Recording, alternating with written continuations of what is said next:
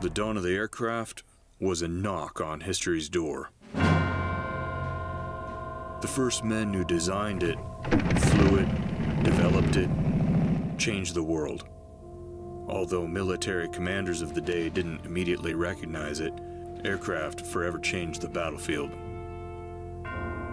Through early experimentation in World War I, the mission of the military aircraft quickly transformed from one of reconnaissance to bomber to fighter. For the enemy, the importance of shooting down an aircraft was paramount. Over the past century, military aircraft and the brave pioneers that flew them into battle became the heroes of the sky, airmen who take the battle deep into the enemy territory and turn the course of war. More than 100 years of aviation history ride behind the wings of the greatest American fighter pilots in the United States Air Force.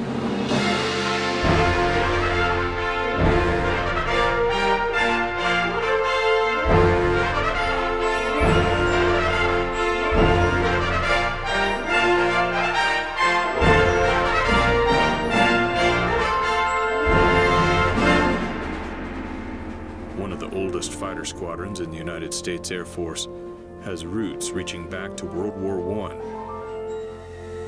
Today, it sits on the most forward deployed border of South Korea, ready to defend against enemy attack. Their ranks are filled with some of the most advanced fighter pilots in the history of aviation.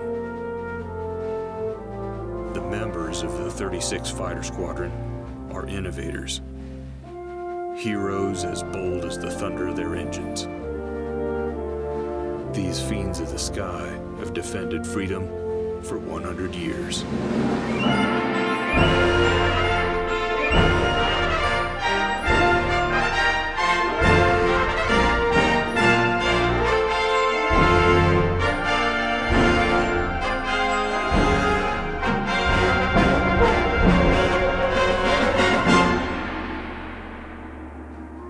June 1917. The 36th Aero Squadron was organized at Kelly Field in Texas. Their commander, Lieutenant Quentin Roosevelt, wrote to his father, former President Theodore Roosevelt, "Father, I command a wilder bunch of roughnecks than your Rough Riders ever dared to be." Just no kidding, a ragtag group of aviation pioneers with the desire to prove the power of manned aviation during combat. The newly formed squadron, like most American war pilots of the day, learned from the most experienced fighter aces in England and France. The 36th Aero Squadron made a long, arduous journey to aero gunnery schools, but the war ended before they saw combat. Even still, they worked hard. They were willing and ready, and they gave 2 years of their lives in service. After World War I, the squadron demobilized for a time until it was reconstituted in 1923 and finally reactivated in 1930.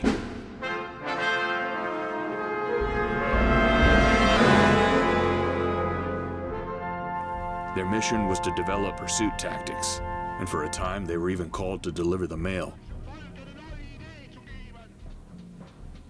As the war in Europe began to intensify, an attack on Pearl Harbor signaled the entrance of the United States into World War II. The 36th Fighter Squadron ramped up training operations and soon made its way to New Guinea and eventually the Philippines.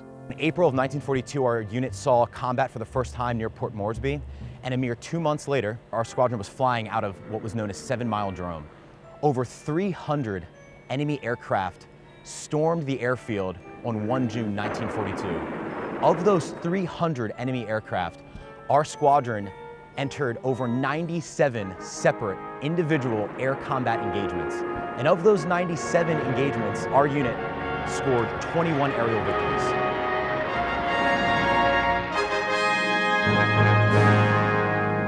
When you flew with these guys, we were all young, and we got to know each other very well, and we respected each other and relied on each other. When we flew, we knew that they would be there, that we would cover their back and they would cover mine. And I developed friendships to this day that are stronger than any others. These are friendships that last through all the years. Your life is in their hands and theirs is in yours, and you know that they're not going to fail.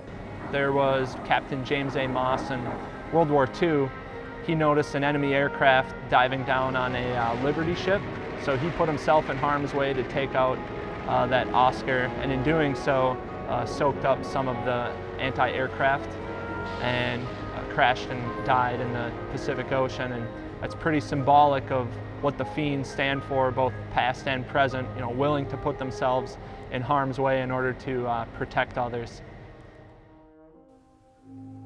The Fiends remained on the front line even after the end of World War II. Their pilots were some of the first to witness the aftermath of the atomic bomb, flying through Japan just hours after the attack. To us, it was a regular mission. We had no idea that they had dropped an atomic bomb, which in the next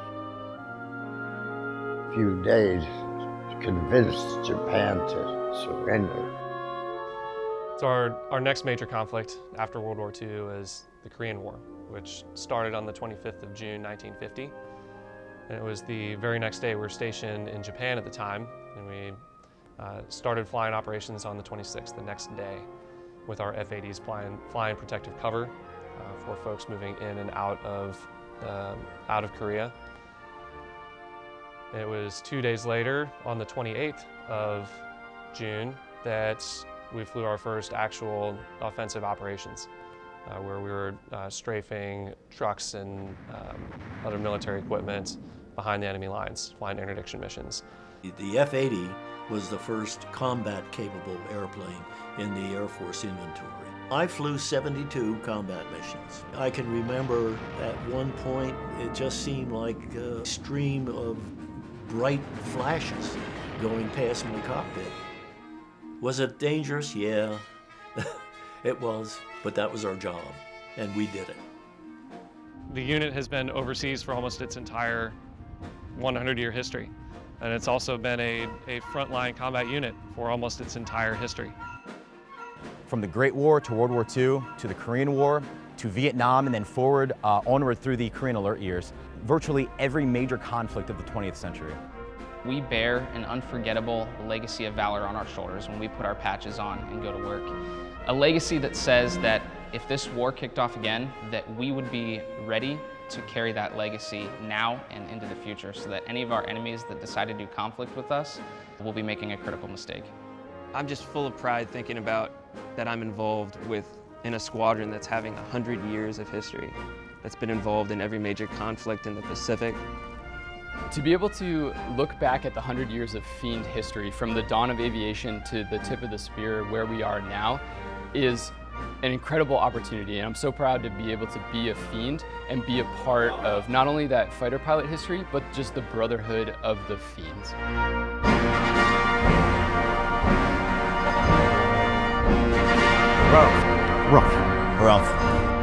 Rough.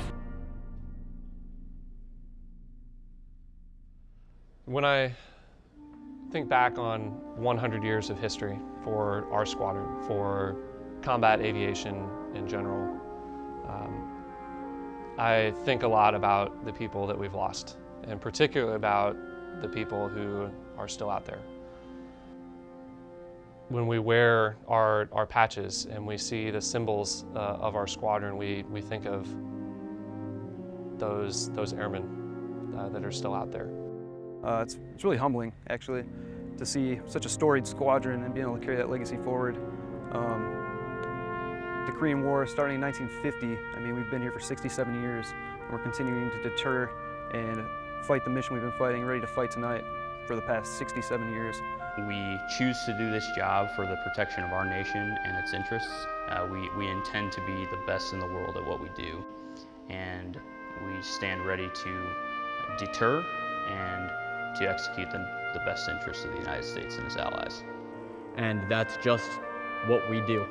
We do it professionally, and we've done it professionally for 100 years now. And we're gonna keep up that legacy because we owe it to the guys that went before us. I'm very humbled.